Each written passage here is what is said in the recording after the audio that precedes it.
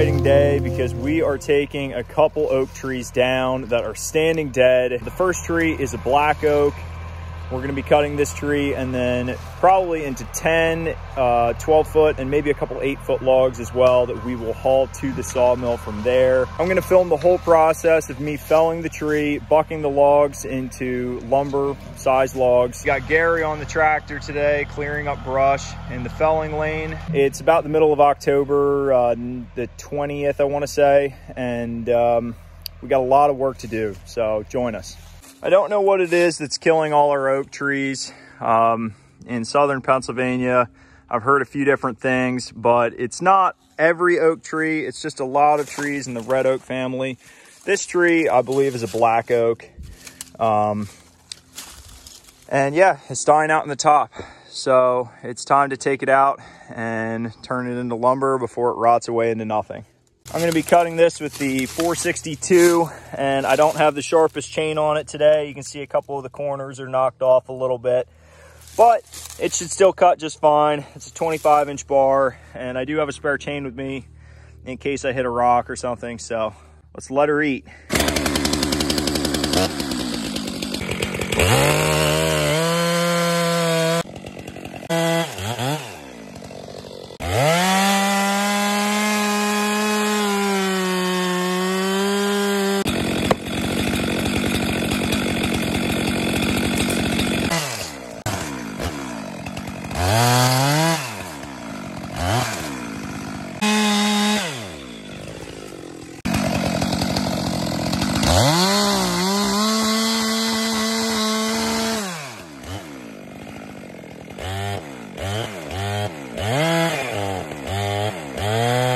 So as you can see, I cut this tree as low as possible, and you can see my plunge cut through here.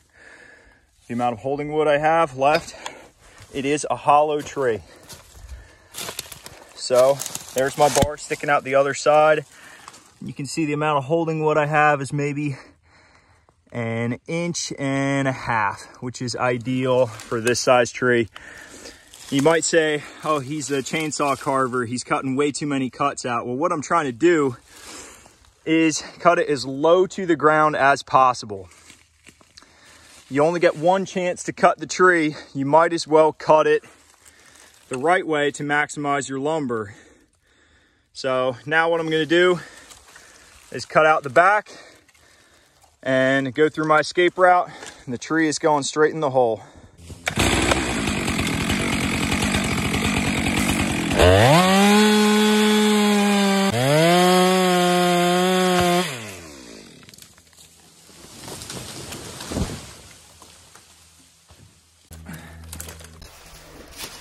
Here she is. Got the stump. See how low I cut that? Pretty flush to the ground without touching the dirt. Although, lucky me, we got a hollow log here. And the very first cut down there where I bucked it up, I kissed a rock. So fortunately I barely nicked it, but that doesn't matter. Typically, if you touch a rock with a chainsaw, it is time to sharpen. I don't know how far that hollow hole is gonna go up the log here, but I bargained for quite a bit where I cut it off right here. So there's the log below it. Gary's coming up to yank the firewood logs out. So we're gonna use as much of this tree as possible and let nothing go to waste. Man, that sure beats dragging it by hand. Sure beats cutting firewood in the woods too and then carrying it out piece by piece. That is the way to do it, my friends. Fortunately for this block of timber, we still have some pretty good, mature, healthy trees in here. You can see on the right, we got a black oak. Same as the one I just cut, but in healthy form. Cherry, there's a bunch of hickories up here on the hill as well. Middle of October in southern Pennsylvania, so we're getting some good fall color coming in the mix. It's amazing what that little 4-wheel drive Kubota will pull. If you're not driving in the rocks, you're not a woods tractor of Pennsylvania. We got a lot of rocks here. It's a pretty good sized hardwood log there to be pulling for a little Kubota tractor, 4-wheel drive.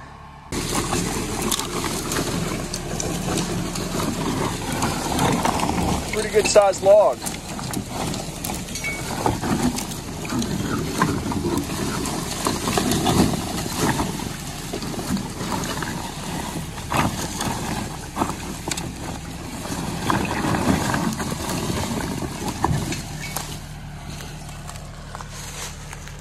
Tried to cause minimal destruction here. A couple sassafras limbs down, but overall, not too much destruction. We are being destructive, but productive.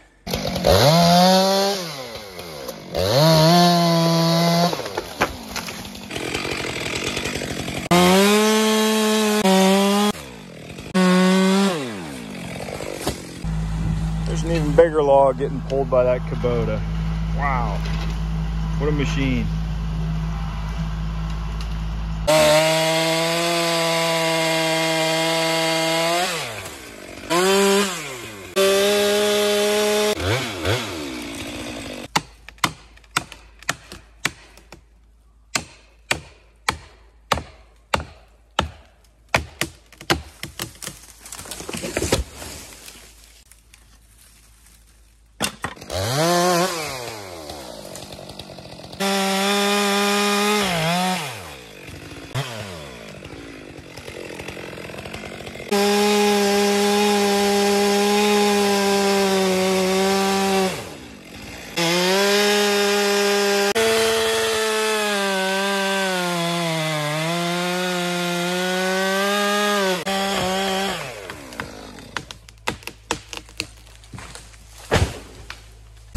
Another one,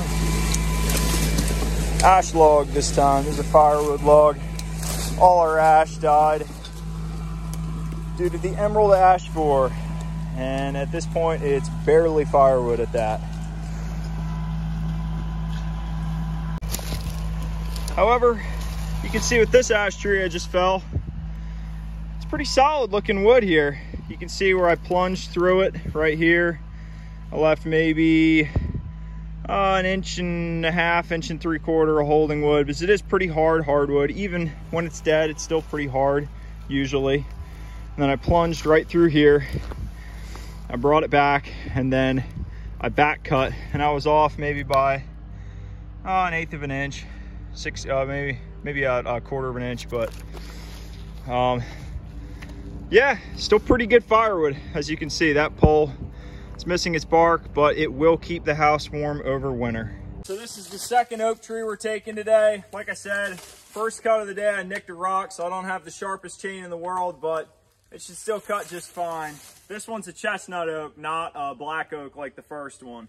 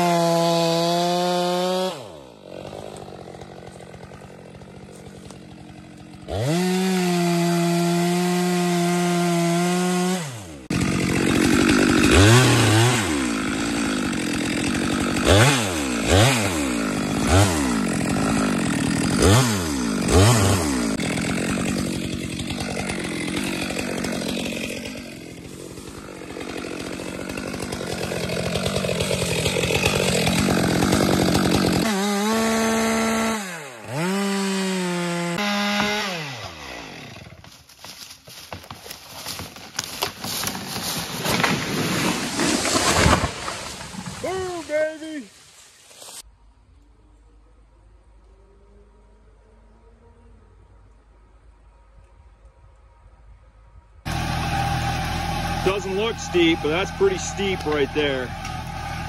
Just a 10-foot log, but pretty rocky. Here, Gary, let me tighten it up. Yeah, we get it short enough that I can get some weight on the back tires with it. Yep.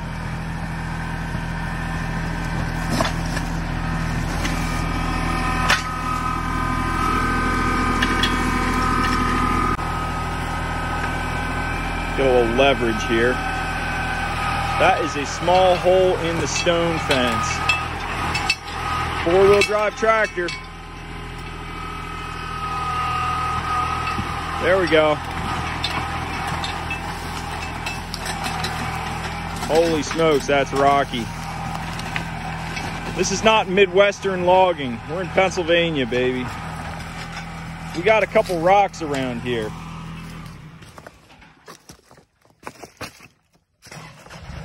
Stall the tractor.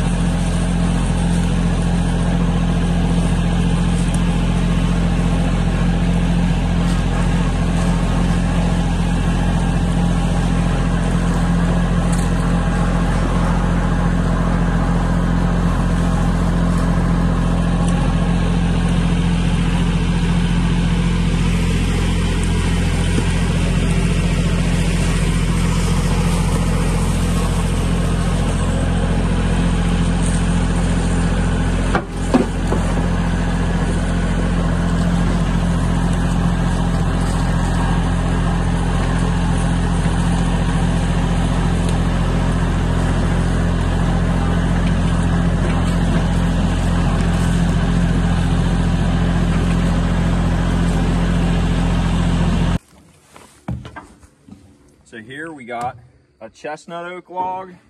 We've got a black oak log. This is an 8-footer. This is a 10-footer.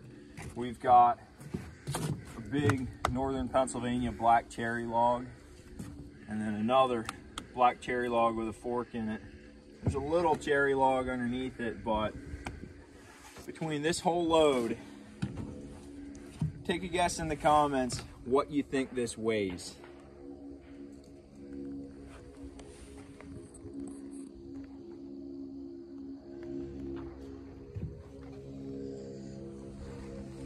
Let me get over here.